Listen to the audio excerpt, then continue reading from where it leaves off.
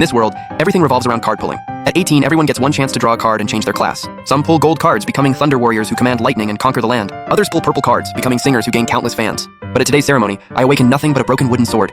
Just as the crowd erupted in mocking laughter, the wooden sword suddenly began to spin. With a flash of red light, the phantom of a master swordsman appeared on the stage. The principal gasped. "It's red, a hidden red card. That's the one and only hidden class, Sword Array Master. This means I am the only person in the world with this class. Unless I die, no one else will ever possess it." Since I awakened to combat class, the world granted me a new awakening godstone. The mage managing the ritual shouted in excitement, "Kid, hurry! While your luck is hot, go for a second draw." Without hesitation, I placed the new godstone into the array. Another flash of red light and the same swordsman phantom appeared, hovering in the air.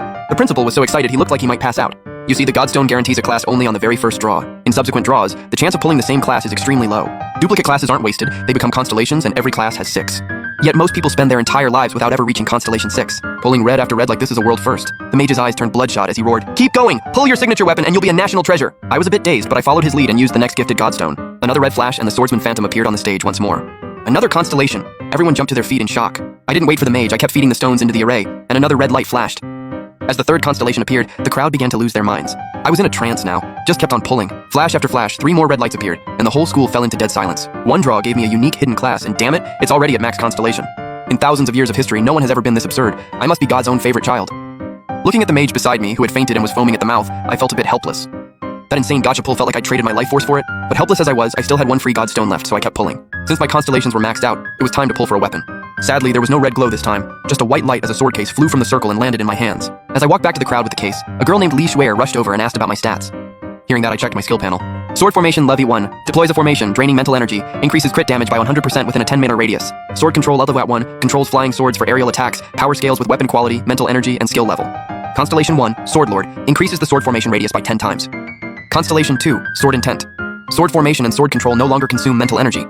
Constellation 3, Sword Bone, continuously restores stamina while inside the sword formation. Constellation 4, Sword Embryo, attacking an enemy in the formation deals 10% splash damage to others.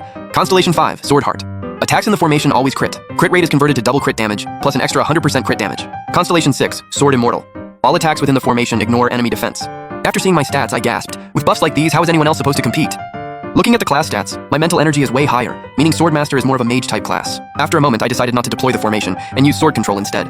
I opened the iron sword case and an iron longsword flew out. I checked it. It only had 10 attack power, totally basic. Looking inside the case, I saw it could hold up to 10 flying swords. Normally, controlling more swords drains more mental energy, so beginners usually only control 1. But my Constellation 2 removed all energy costs from my formation and sword control. This meant that this single constellation alone made my early game combat power 10 times stronger. Afterward, the principal called Lee Schwer and me into his office. Only you 2 have a shot at Kyoto University this year, but the requirement is reaching level 19 within a month. Schwer's Elf Saintess is a high-tier rare class, and with her family's help she should be fine. The principal was most worried about me, as hidden classes are rare, not necessarily strong.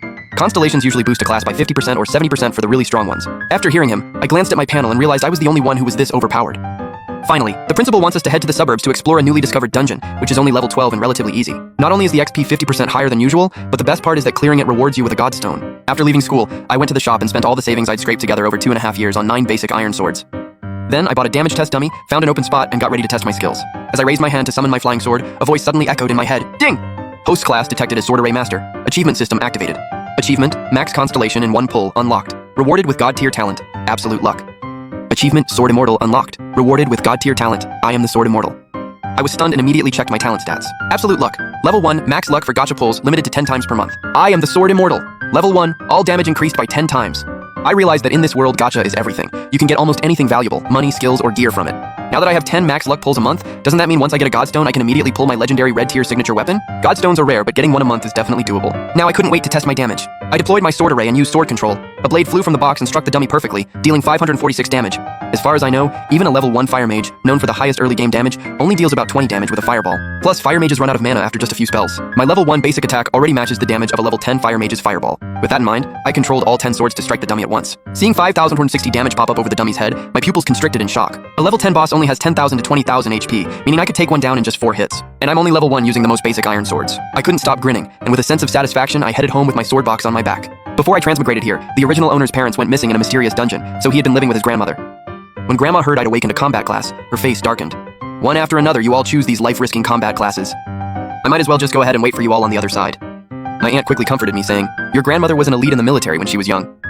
When your mom pulled a combat class, she threw a 3-day celebration. When I pulled a singer class, she gave me the cold shoulder for 3 days and nights." I told my aunt I'd pulled a hidden class, and she looked at me with pure envy. I spent the rest of the night listening to her go on about how awesome I was. Early the next morning, I found a fancy badge sitting by my bed. It looked pretty old, but it was in perfect condition. As soon as I picked it up, its stats popped up. Imperial Medal of Honor, accessory, 100 STR, AGI, INT, and Con, 10% damage reduction, equipable immediately. There was a note at the bottom, dedicated to the heroes who served the Empire. I was stunned. I never imagined my gentle grandma was actually a decorated war hero. I walked out and asked grandma about the badge. That's all in the past, just focus on leveling up and don't embarrass our family. So you're letting me be an adventurer? With your class and talent, stopping you would be a betrayal to the nation. I grabbed my sword case and checked my stats. 111 STR, 105 AGI, 130 INT, and 105 Con. The badge gave me $100 to all stats, equal to what a normal player gets by level 16. I reached the hidden dungeon in the west suburbs, and Lee Swayer told me it was open. The teacher says a 5-man team is best for safety and efficiency. I've already set it up. 2 mages, a warrior, and me as the healer. If we grind this dungeon, we should hit level 12 in a week. But the XP is split among the team, so I think I'll solo it instead. Lee Swayer went in with the others, while I chose to go in alone. As soon as I entered, a berserk rabbit lunged at me. I deployed my sword formation, and a blade from my case pierced it instantly. I killed one rabbit, but a dozen notifications popped up. It was the effect of my Constellation 4. Every time I hit an enemy in the formation, others take 10% splash damage. My damage is so high that if one rabbit dies, the rest just drop dead too. I unleashed all my flying swords and started a massacre in the woods. Notifications flooded my screen and my XP bar shot up. Half an hour later, I leveled up for the first time. My stats increased. Plus 10 STR, plus 5 AGI, plus 30 INT, plus 5 Con, a total of 50 points. Textbooks say normal classes only get 25 points per level. My growth is double that.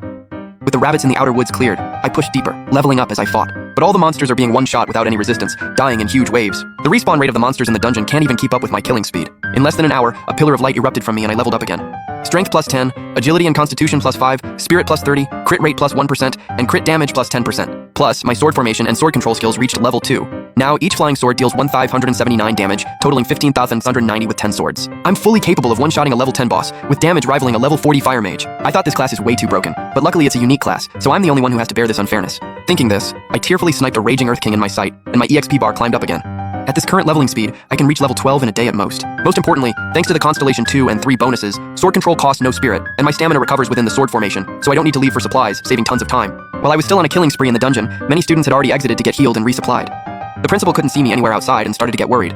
Suddenly, a squad of heavily armed official troops arrived and sealed off the dungeon entrance. The military detected abnormal energy fluctuations in this dungeon, so we need to shut it down and investigate.